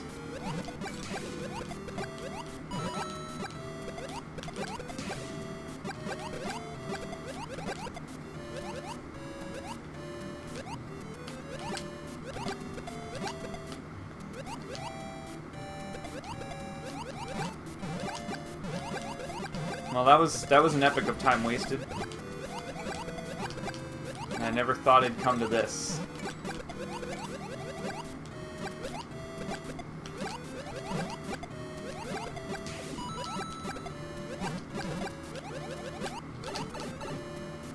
That's an Avenged Sevenfold song that nobody will know, because it is off of Seventh Trumpet. Even the die-hard, most awesome #1 Avenged Sevenfold fans don't know any songs off the Seventh Trumpet. Is it getting close to where you watch the Billy MC Christmas special? Hopefully it's back up on YouTube, because like I remember YouTube like altered their guidelines and some of the Retsu praise got removed for some fucking reason, for hate speech, I guess. But I know someone re-uploaded it. Hopefully the re-upload is still out there. Yeah, what you need to do is that you need to get you need to go get McDonald's, and then you have to like watch like the Billy MC Christmas adventure.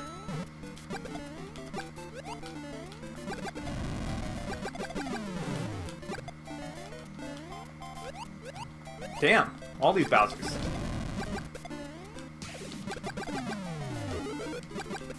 Dear Diary, I had that nightmare again where Bowser was the cashier at McDonald's. And it turned out I wasn't even at McDonald's. I was at Arby's.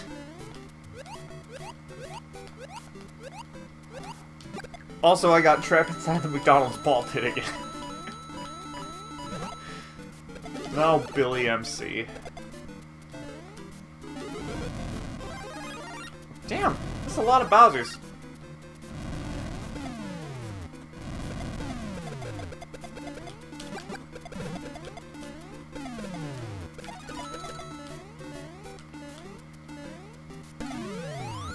Yeah, they did that. They YouTube like removed some of the Retsuprays. I don't know if they ever got them back up, or if I think there's still a re-upload of it, but it's like, yeah, there are some Retsuprays out there that just didn't make it like through the whole, like, I don't know. YouTube just keeps going downhill more and more and more and more and more.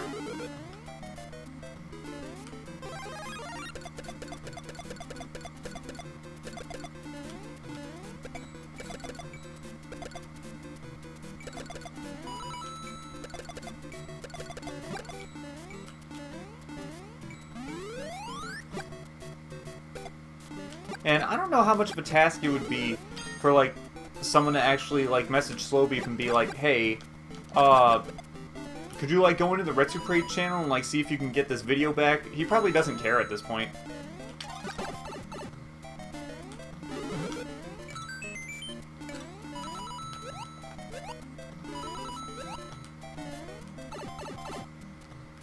And I remember I kind of first heard of Retsupray from Dark Chiron, because there was Dark Chiron had like his own series where he like did Retsuprays of some people's Let's Plays, and there was this one guy that Chip Cheesem and Ironicus made fun of, and there hasn't been a Retsupray in almost 2 years. So Chip and Ironicus made fun of like this one British guy who was like doing this cheaters run of Pokemon Platinum.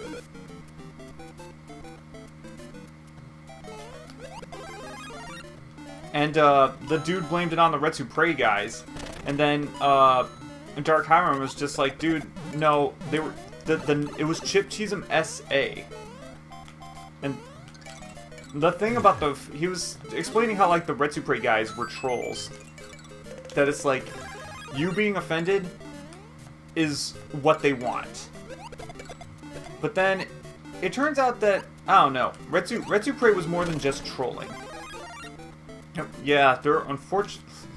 Yeah. I feel like there would still be like comment coming toward if they were just like blatant trolls. They kind of were blatant trolls back then, but I don't know. I think after a while, like Retsupray kind of evolved into some kind of radical movement for Slowbeef to rectify his mistake of creating Let's Play, which he technically didn't even do.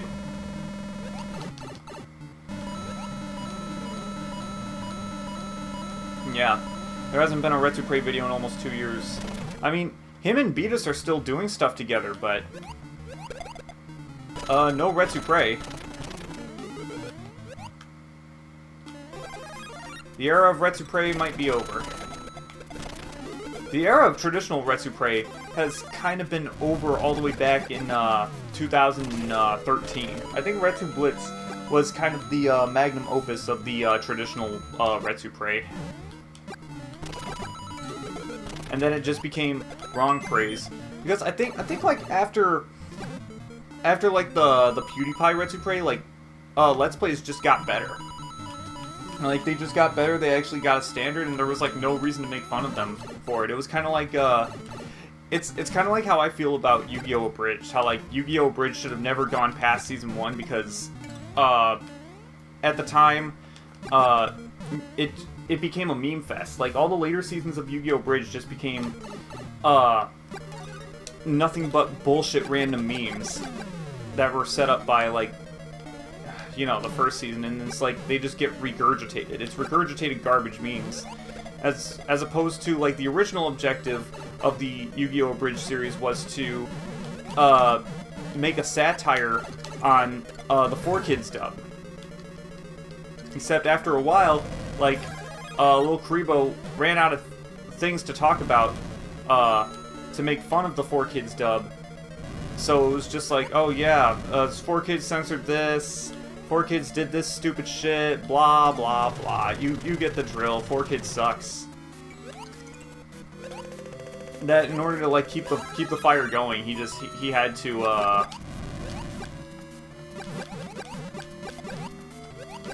he just had to appeal to the lowest common denominator.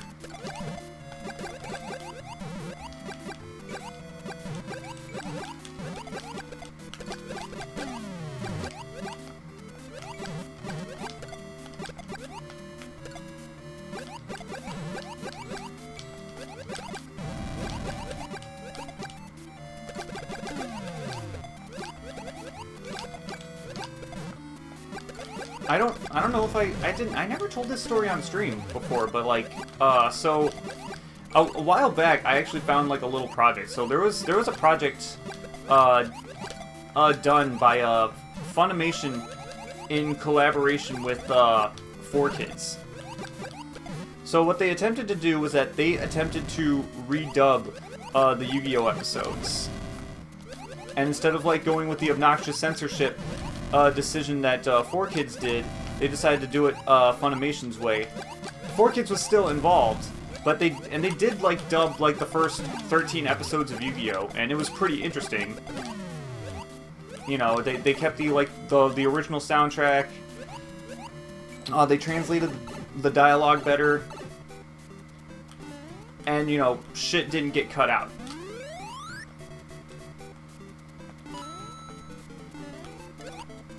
It was a shame that it didn't get any further than like after like part 2 of when Yugi is like battling Kaiba's ghost in air quotes, and that's as far as it got.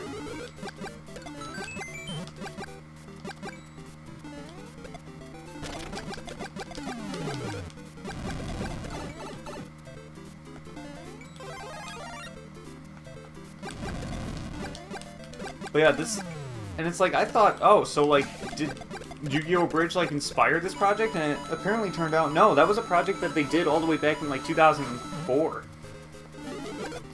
But 4Kids pulled the plug on it because it's 4Kids. What else can they fuck up?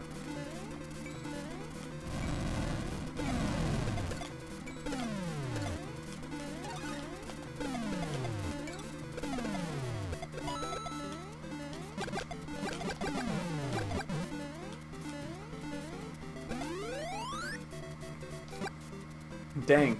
These people who I'm fighting right now, they're being super real right now.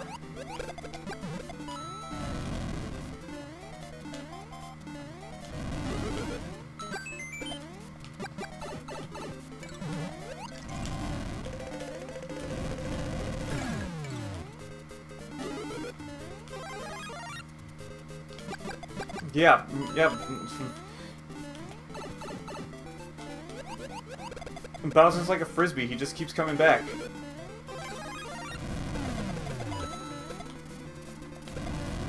That's a boomerang, man. It's like a frisbee, it just comes back to you. That's a boomerang. That was a Smash commentator joke.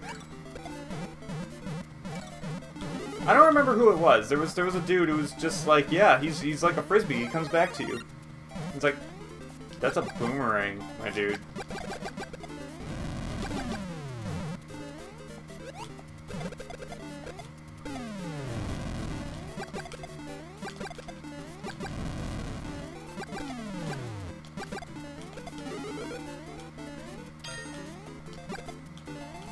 It's funny when people say funny things that are kind of stupid. Frisbees, they come right back to you. That's a boomerang. Well, like, there was one time, so back when I was in a band with Billy, Kratos, and Dave, you know, the Black Days band. So, we're taking off for practice, because Dave says he has to catch the Bears game. I know, Dave is despicable scum for being a Bears fan. Fuck him.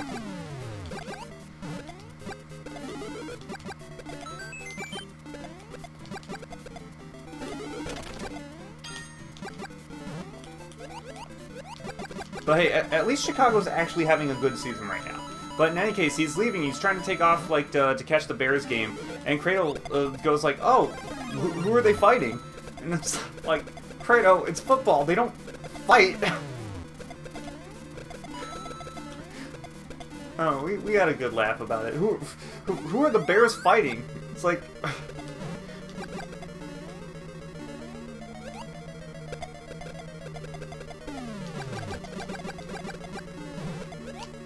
And then Kratos proposed another pretty funny, ridiculous thing where it's just like, oh yeah, so the thing about football is that if you lose, you have to fight the mascot.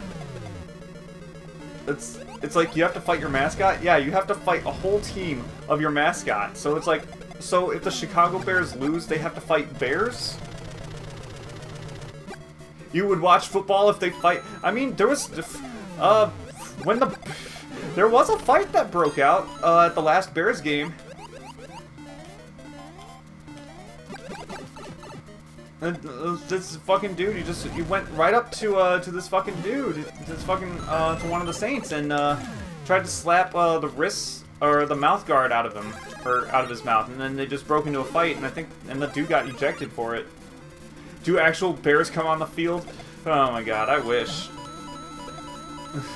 Yeah, if the Chicago Bears lose, then actual Bears come out onto the field, and they have to fight actual Bears. Just like with the Panthers and the Cougars, they have to fight Panthers, they have to fight Cougars. The Jaguars...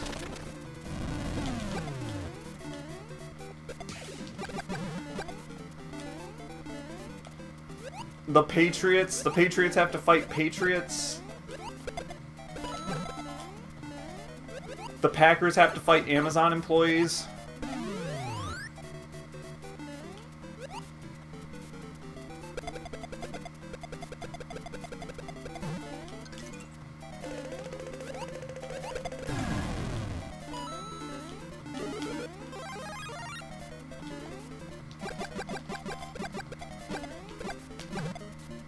I don't know what the hell the Browns would fight.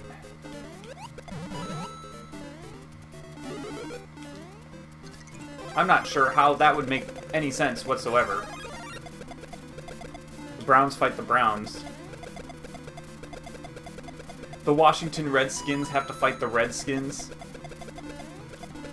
They have to fight Indians. The Browns have to fight Brownies? Sure, I'm down with that.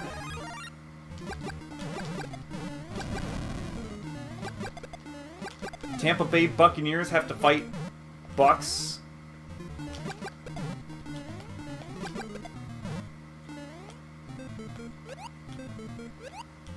The Lions, the Detroit Lions have to fight Lions.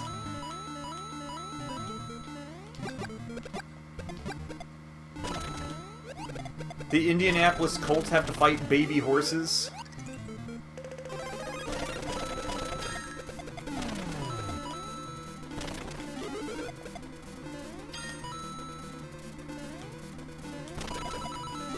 And it's too bad there's not an NFL team for every single state.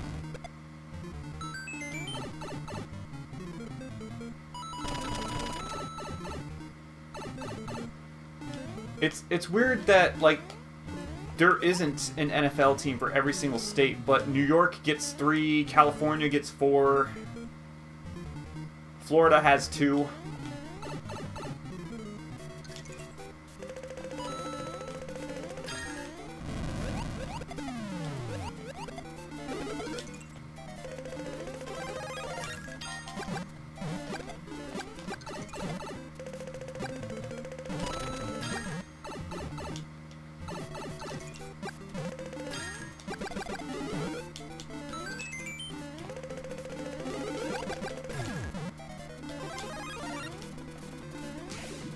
Alright, we did it.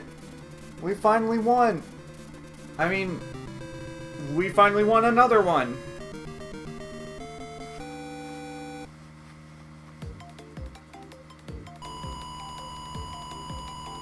The Steelers have to fight bank robbers.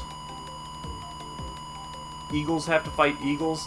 The Bills have to fight Buffalo. The Giants have to fight Giants. The Jets have to fight Jets.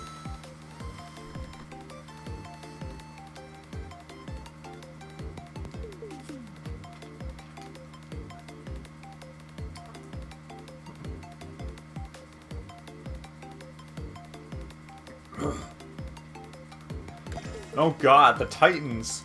I think the Titans have the worst deal. The Tennessee Titans have the worst deal.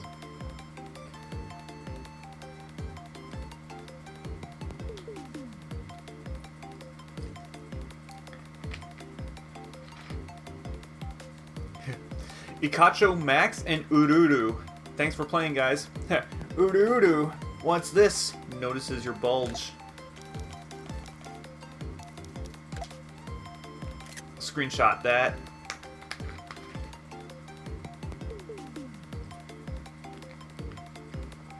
Oh, man.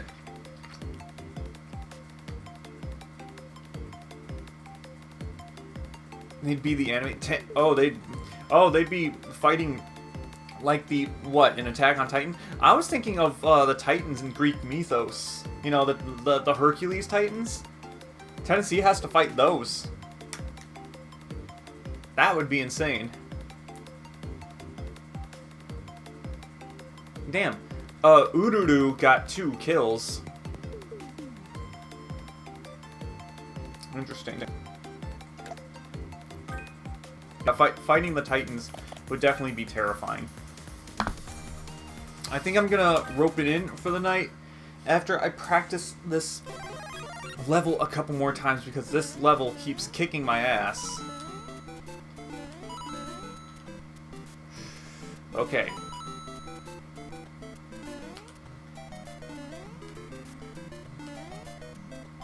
Okay.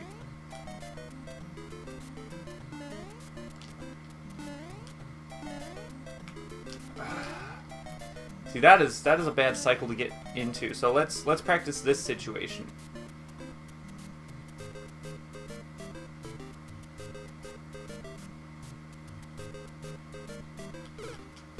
Wow. That sucked.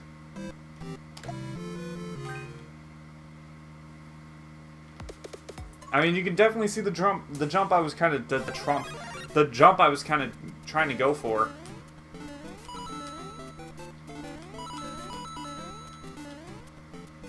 Okay, let's try going for this jump again.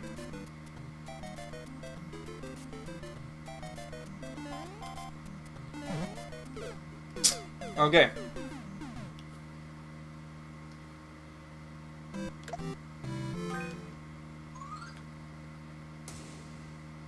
Remember, the thing is that I should never be in a position where I have to make that jump to begin with.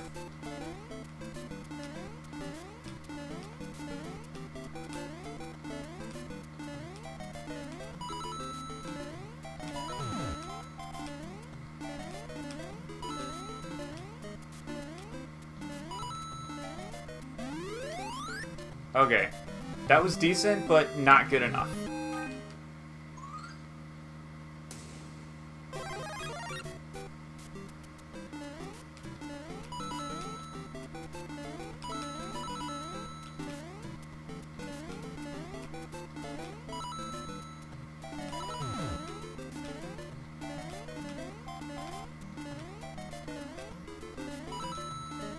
That was good. Let's do it again.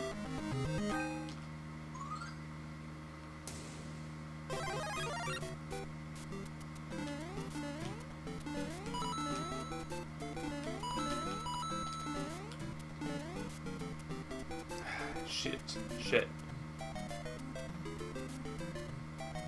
Can I make this jump? Yeah. So you can make that jump. That's fine.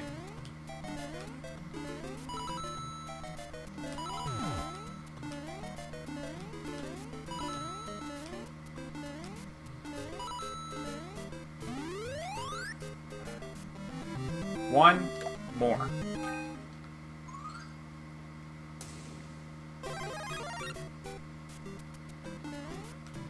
You're gonna be out in the cold all night until you get this right. I'm trying, Dad. Try harder. Your brother didn't have this much trouble. I can't believe I'm voiced by the same guy who voices Mr. Krabs, Clancy Brown. I can't even make a good Yokone voice. I don't have the rasp in my throat quite that much, but yeah, that'll be it for tonight.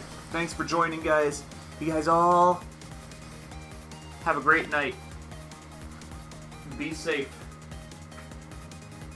for the reckoning is upon us.